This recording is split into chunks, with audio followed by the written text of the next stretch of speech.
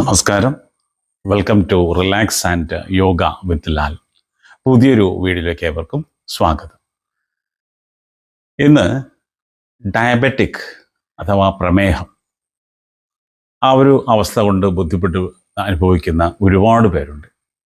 അപ്പോൾ അവർക്കുള്ളൊരു ചെറിയ വീഡിയോ ആണിത്. അതായത് ഡയബറ്റിക് ആയിട്ടുള്ളവർ അഥവാ പ്രമേഹ രോഗികൾ ഏതൊക്കെ തരം ഫുഡ് കഴിക്കണം, ഏതൊക്കെ തരം ഫുഡ് കഴിക്കാൻ പാടില്ല, എത്ര അളവ് കഴിക്കണം എന്നുള്ളതിനെ കുറിച്ചുള്ളൊരു വീഡിയോ. അതേപോലെ തന്നെ എന്തൊക്കെ വ്യായാമങ്ങൾ ചെയ്യണം. ആ വ്യായാമങ്ങൾ ഇന്നിവിടെ കാണിക്കുന്നില്ല, അത് നമ്മൾ അടുത്ത ദിവസം കാണിക്കും. അപ്പോൾ ഇന്ന് അതിൻ്റെ ആ തിയറി വശങ്ങൾ, അതായത് ഞാൻ ഈ പറഞ്ഞ ഡയറ്റ്, അതേപോലെ തന്നെ അവർ അനുവർത്തിക്കേണ്ട കാര്യങ്ങൾ, ഇവ മാത്രം ശ്രദ്ധിച്ച് കേൾക്കുക. ആ ശ്രദ്ധിച്ച് കേട്ടിട്ട് അതനുസരിച്ച് വേണം നമുക്ക് നാളെ മുതൽ ഈ യോഗ പരിശീലനം ആരംഭിക്കാനായിട്ട്. ഓക്കെ, അപ്പോൾ ഒന്ന് ക്ഷമയോടെ കേട്ടിരിക്കുമല്ലോ. യെസ്, നല്ല കുട്ടികൾ കേട്ടിരിക്കുക. ഓക്കെ, ഇന്ന് ഡയബറ്റിക് അഥവാ പ്രമേഹം എന്നുള്ളത് എല്ലാ ആളുകളിലും കണ്ടുവരുന്നുണ്ട്. എല്ലാ ആളുകളിലും എന്ന് പറഞ്ഞാൽ ഏത് പ്രായക്കാരിലും എന്നുള്ളതാണ്. വളരെ സങ്കടകരമായൊരവസ്ഥയാണ്. പക്ഷെ നമുക്കത് പറയാതിരിക്കാൻ നിവൃത്തിയില്ല. അത് എന്തുകൊണ്ടാണ്? പണ്ട് ഞങ്ങളുടെയൊക്കെ ചെറുപ്പകാലത്ത് എന്ന് പറഞ്ഞാൽ വളരെ ചുരുക്കം ചില ആൾക്കാർക്ക് മാത്രമാണ് പ്രമേഹം അഥവാ ഡയബറ്റിക് എന്നുള്ള അസുഖം ഉണ്ടായിരുന്നവർ. അതിൻ്റെ കാരണം എന്താണെന്ന് നമ്മളിപ്പോൾ ഒരുപാട് ചകഞ്ഞ് അന്വേഷിക്കേണ്ട കാര്യമില്ല. എല്ലാവരുടെയും ലൈഫ് സ്റ്റൈൽ മാറി, ജീവിത രീതി മാറിയത് കൊണ്ട് തന്നെയാണ്. അതായത് പ്രധാനമായും ഭക്ഷണ രീതി മാറി. അപ്പോൾ അങ്ങനെയാണെങ്കിൽ നമുക്ക് ഡയബറ്റിക്കിനെ കൺട്രോൾ ചെയ്യാനായിട്ട് അഥവാ ഒരു പരിധിവരെ ക്യൂർ ചെയ്യാനായിട്ട് അല്ലെങ്കിൽ മരുന്നിൽ നിന്നും രക്ഷ നേടാനായിട്ട് നമുക്ക് എന്തൊക്കെ ചെയ്യാം എന്നുള്ളതാണ് നമ്മളിന്നിവിടെ പറയാൻ പോകുന്നത്. ഓക്കെ, അപ്പോൾ ശ്രദ്ധിച്ച് കേൾക്കുക വീണ്ടും. പിന്നെ നിങ്ങൾ ഈ ചാനൽ ആദ്യമായിട്ടാണ് കാണുന്നതെങ്കിൽ ഒന്ന് സബ്സ്ക്രൈബ് ചെയ്യാൻ മറക്കരുത്. അതിൻ്റെ തൊട്ടടുത്തുള്ള ഒരു ബെൽ ബട്ടൺ ഒന്ന് പ്രസ് ചെയ്യുക. അപ്പോൾ നിങ്ങൾക്ക് ഓരോ ദിവസവും ഇറങ്ങുന്ന വീഡിയോ കിട്ടിക്കൊണ്ടിരിക്കും. പിന്നെ ലൈക്ക് ചെയ്യാം, കമൻറ്റ് ചെയ്യാം. ഈ വീഡിയോ നിങ്ങൾക്ക് ഇഷ്ടമായെങ്കിൽ ഇതിൻ്റെ ലിങ്ക് നിങ്ങളുടെ സുഹൃത്തുക്കൾക്കും ബന്ധുക്കൾക്കും ഒക്കെ ഒന്ന് അയച്ചു കൊടുക്കാം. അപ്പോൾ അങ്ങനെയൊക്കെ ചെയ്യുന്ന ഒരുപാട് സുഹൃത്തുക്കൾ എനിക്കുണ്ട്.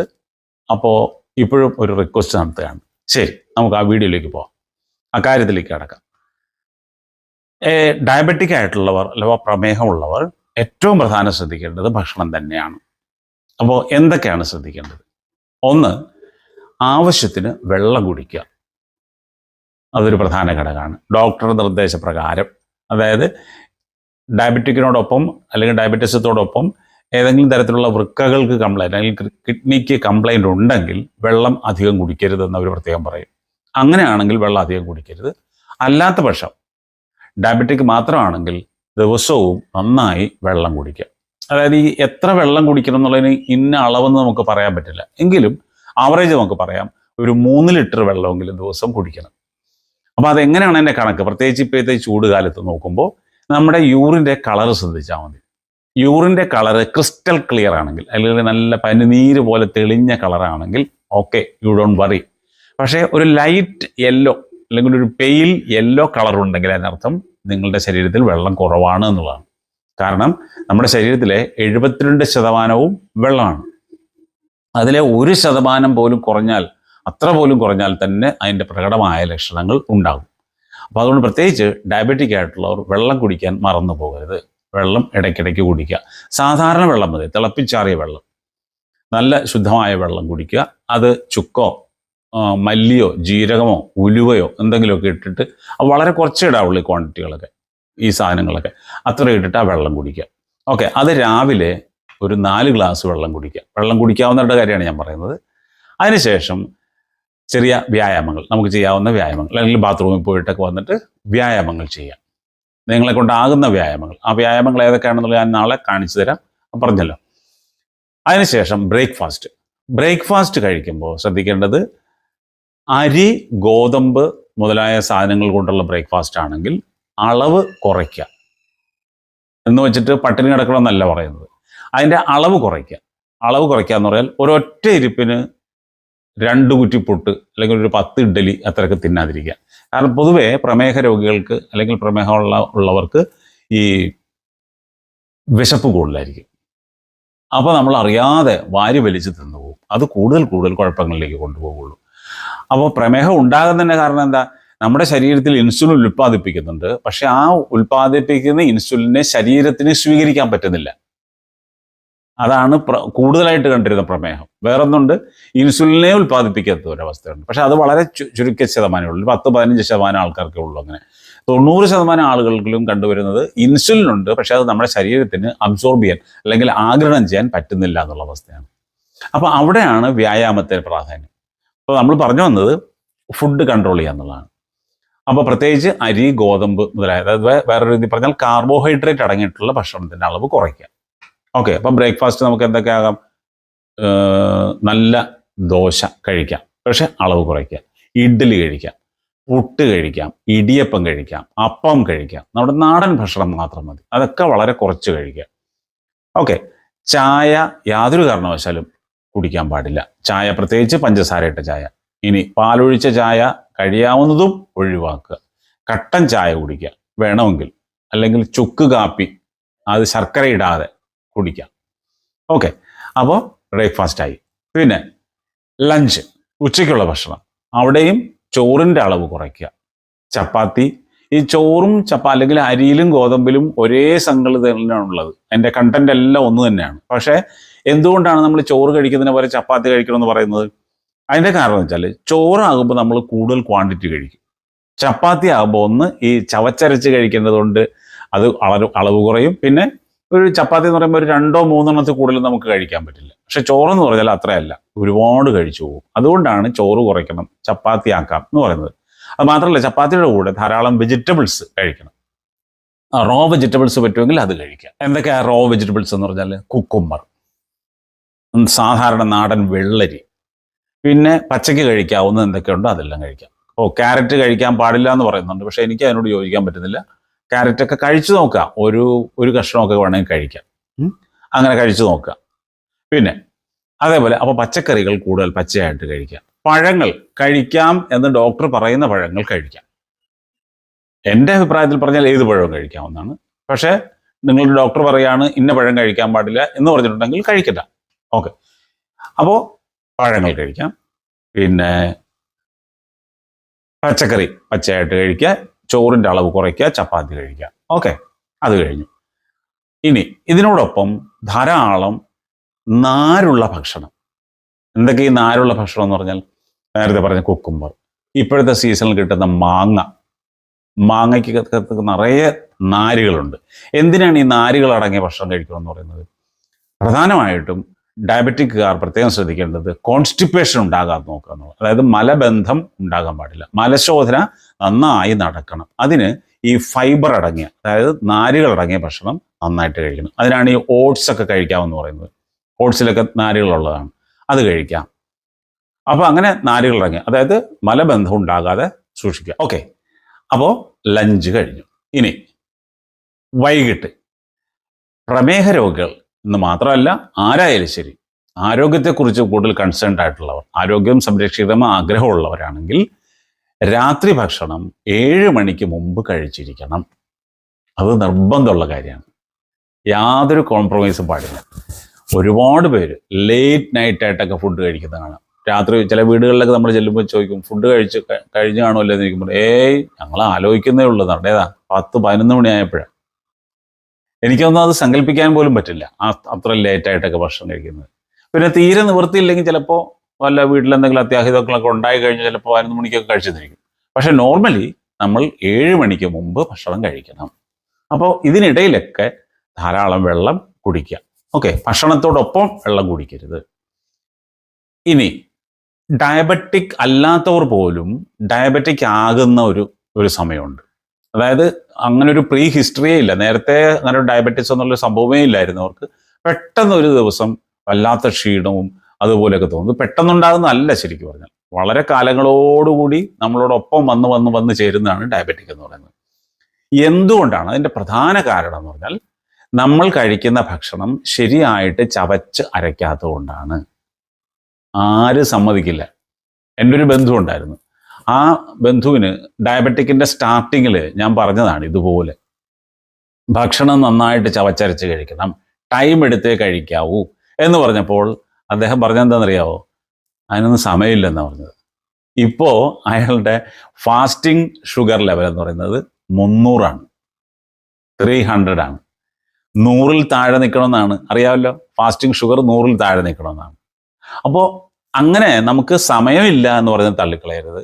കഴിക്കുന്ന ഭക്ഷണം കുറച്ചാണെങ്കിലും അത് വളരെ ഭംഗിയായിട്ട് ചവച്ചരയ്ക്കുക. കാരണം പ്രത്യേകിച്ച് നമ്മുടെ മലയാളികളുടെ ഭക്ഷണമായിട്ടുള്ള ഈ കാർബോഹൈഡ്രേറ്റ്, അതായത് അരി, ഗോതമ്പ് എന്ന് പറയുന്ന സാധനത്തിൻ്റെ ദഹനം പൂർത്തിയാകണമെങ്കിൽ നമ്മുടെ ഉമിനീര് ഈ ഭക്ഷണവുമായിട്ട് നന്നായിട്ട് കലരണം. അപ്പോൾ ഏതാണ്ടൊരു 60% ദഹനവും വായിൽ വെച്ച് തന്നെയാണ് നടക്കുന്നത്. ഇതില്ലാതെ നേരെ വയറ്റിലേക്ക് ചെന്ന് കഴിഞ്ഞാൽ അവിടെ വയറ്റിൽ ആട്ടുകല്ലും അരകല്ലും ഒന്നും ഇല്ല ഇതിനെ ദഹിപ്പിക്കാനായിട്ട്. നമ്മുടെ ആമാശയത്തിൻ്റെ ഒരു ചലനം മാത്രമേ ഉള്ളൂ. അപ്പോൾ അതിനാണ് ഭഗവാൻ ഈ നമ്മുടെ പല്ലുകൾ തന്നിരിക്കുന്നത്, അല്ലേ? പല്ലും നാക്കും തന്നിരിക്കുന്നതിന് വേണ്ടിയാണ്. നന്നായിട്ട് ചവച്ചരയ്ക്കുക, അത് ആസ്വദിച്ച് കഴിക്കുക.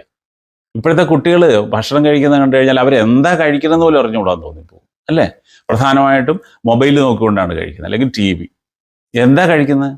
അമ്മമാർക്ക് എളുപ്പത്തിന് വേണ്ടിയിട്ട് കുട്ടികളുടെ മുമ്പിലേക്ക് ഒരു പാക്കറ്റ് അല്ലെങ്കിൽ ഒരു പാത്രം ഭക്ഷണം കൊണ്ട് വെച്ച് കൊടുക്കും, കയ്യിലൊരു മൊബൈലും കൊടുക്കും. എന്നിട്ട് ആ ഗെയിമിൽ നോക്കിക്കൊണ്ട് ഇങ്ങനെ തോണ്ടിക്കൊണ്ട് ഇതിങ്ങനെ കഴിക്കും. എന്താ കഴിക്കുന്നത്? മിക്സ്ചർ ആണെങ്കിൽ മിക്സ്ചർ, അതല്ല ചോറാണെങ്കിൽ ചോറ്, ഇതിങ്ങനെ വാരി വലിച്ച് തിന്നുകൊണ്ടിരിക്കും. ഒരിക്കലും അങ്ങനെ ചെയ്യാൻ പാടില്ല. നമ്മൾ ഒരു ദൈവത്തിന് ആ ഒരു ഭക്ഷണം സമർപ്പിക്കുന്ന പോലെ അത്ര ഡെഡിക്കേറ്റഡ് ആയിട്ട് വേണം ഭക്ഷണം കഴിക്കാൻ. ഭക്ഷണ സമയത്ത് യാതൊരുവിധ ബഹളങ്ങളോ അല്ലെങ്കിൽ ടെൻഷനോ ഉണ്ടാക്കാൻ പാടില്ല. അപ്പോൾ അങ്ങനെ വേണം ഭക്ഷണം കഴിക്കാൻ. അപ്പോൾ ടെൻഷൻ്റെ കാര്യം പറഞ്ഞപ്പോഴാണ് ഒരു കാര്യം ഓർത്തത്. ഡയബറ്റിക്കിൻ്റെ പ്രധാന കാരണക്കാരൻ നമ്മുടെ മെൻ്റൽ ടെൻഷൻ തന്നെയാണ്. ടെൻഷൻ, ഡിപ്രഷൻ, ആങ്സൈറ്റി, അമിതമായ ഉത്കണ്ഠ. നമുക്ക് എല്ലാ കാര്യത്തിലും ഒരു ഉത്കണ്ഠ വേണം, തീർച്ചയായിട്ടും, അല്ലേ? പഠിക്കുന്ന കുട്ടികളായാലും ആ പഠിക്കുന്ന കാര്യത്തെക്കുറിച്ച് ഒരു ചെറിയ ഉത്കണ്ഠ വേണം. ഇല്ലെങ്കിലോ വെറുതെ നമ്മൾ ഡെഡ് ബോഡി പോലെ ആയിപ്പോകും. പക്ഷെ അത് അമിതമാകരുത്. അമിതമാകാതിരിക്കാൻ എന്ത് ചെയ്യണം? നമ്മൾ എന്തുകൊണ്ടാണ് കാരണം, അല്ലെങ്കിൽ ആ ഉത്കണ്ഠയ്ക്ക് കാരണം എന്താണെന്ന് കണ്ടിട്ട് അതനുസരിച്ച് കാര്യങ്ങൾ മുന്നോട്ട് പോകണം. അല്ലാതെ അയ്യോ ഞാൻ എന്ത് ചെയ്യും എന്ന് പറഞ്ഞ് വെപ്രാളപ്പെട്ടിട്ട് എന്താ കാര്യം? അവിടെ ആര് രക്ഷിക്കാന്? ഒന്നുമില്ല. അപ്പോൾ നമ്മൾ അതിനുള്ള സൊല്യൂഷൻ കണ്ടെത്തണമെങ്കിൽ മനസ്സിനെ ശാന്തമാക്കുക. അപ്പോൾ ഡയബറ്റിക് ഉള്ളവർ പ്രത്യേകം ചെയ്യേണ്ട ഒരു കാര്യമാണ് മെഡിറ്റേഷൻ, ധ്യാനം. അതുമൊക്കെ ഞാൻ ആ വീഡിയോയിൽ കാണിക്കാം. ഓക്കെ. രണ്ടാമത്തെ മെഡിറ്റേഷൻ കഴിഞ്ഞാൽ രണ്ടാമത്തെ പ്രാധാന്യം എന്ന് പറഞ്ഞാൽ പ്രാണായാമം. ഡീപ്പായിട്ട് ശ്വാസം എടുക്കുക, വിടുക. ദീർഘമായി ശ്വാസം എടുക്കുകയും അതുപോലെ ദീർഘമായി ശ്വാസത്തെ പുറത്തേക്ക് വിടുകയും ചെയ്യുന്ന പ്രക്രിയയ്ക്കാണ് പ്രാണായാമം എന്ന് പറയുന്നത്. അതും കാണിച്ചു തരാം, പ്രാണായാമം കാണിച്ചു തരാം. അപ്പോൾ ധ്യാനം, പ്രാണായാമം. പിന്നീടാണ് നമ്മുടെ ആസനങ്ങൾ, അതായത് ശരീരഭാഗങ്ങളെ സുഖകരമായ രീതിയിൽ ചലിപ്പിക്കുക. അതിനാണ് ഈ യോഗാസനം എന്ന് പറയുന്നത്. അല്ലാതെ നമ്മൾ കട്ടിപ്പെട്ട് തൂമ്പെടുത്ത് കളിക്കുന്ന പോലെ കാണിക്കണമെന്നൊന്നുമില്ല. വളരെ സോഫ്റ്റായിട്ട് സുഖകരമായ രീതിയിൽ മാത്രം ചെയ്യുക. അതാണ് ശരിയായ വ്യായാമം എന്ന് പറയുന്നത്. അപ്പോൾ ഈ കാര്യങ്ങൾ ഓർത്താൽ മതി. അപ്പോൾ എന്തൊക്കെയാണ് വേണ്ടത്? ഭക്ഷണ നിയന്ത്രണം, സ്ട്രെസ്സും സ്ട്രെയിനും അല്ലെങ്കിൽ ആങ്സൈറ്റി കുറയ്ക്കാനുള്ള മെഡിറ്റേഷൻ, പ്രാണായാമം, യോഗാസനങ്ങൾ. നല്ല മനസ്സിനെ എപ്പോഴും ശാന്തമാക്കി വയ്ക്കുക. അല്ലാതെ നമ്മൾ വെപ്രാളപ്പെട്ടിട്ട് എന്താ കാര്യം? ഓടി നടന്ന് ബഹളം വെച്ചിട്ട് എന്താ കാര്യം? അല്ലേ? ശാന്തമായ മനസ്സിന് മാത്രമേ ഉചിതമായ തീരുമാനങ്ങൾ എടുക്കാൻ കഴിയൂ എന്നൊരു വാക്ക്, ഒരു പ്രയോഗം തന്നെയുണ്ട്. ശരിയല്ലേ അത്? അപ്പോൾ അങ്ങനെ മനസ്സിനെ ശാന്തമാക്കി ഭക്ഷണം നിയന്ത്രിച്ച് എല്ലാവരും ശാന്തരായിരിക്കുക. നിങ്ങളുടെ ഡയബറ്റിക് ലെവല് താഴ്ന്നു വരുന്നത് കാണാം. അത് ഒരുപാട് താഴോട്ടും പോകാൻ പാടില്ല, അല്ലേ?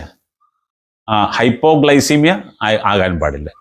ഷുഗർ ലെവൽ വല്ലാതെ താഴ്ന്നു പോകുന്ന അവസ്ഥ ഉണ്ടാകാൻ പാടില്ല. അതും ശ്രദ്ധിക്കണം.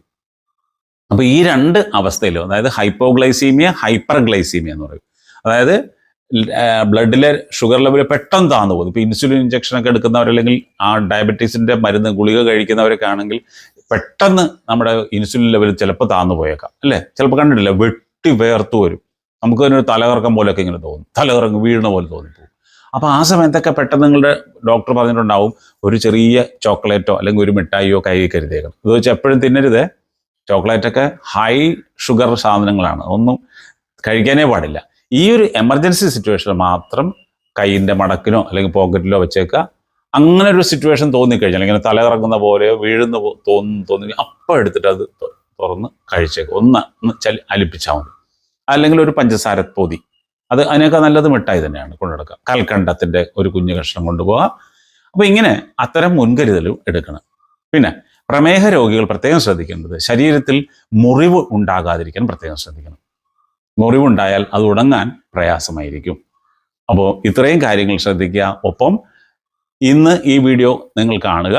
നാളെ, അതായത് തൊട്ടടുത്ത ദിവസം കറക്റ്റ് 8:30 ആ പ്രമേഹത്തിനുള്ള വ്യായാമം ഞാൻ കാണിക്കും.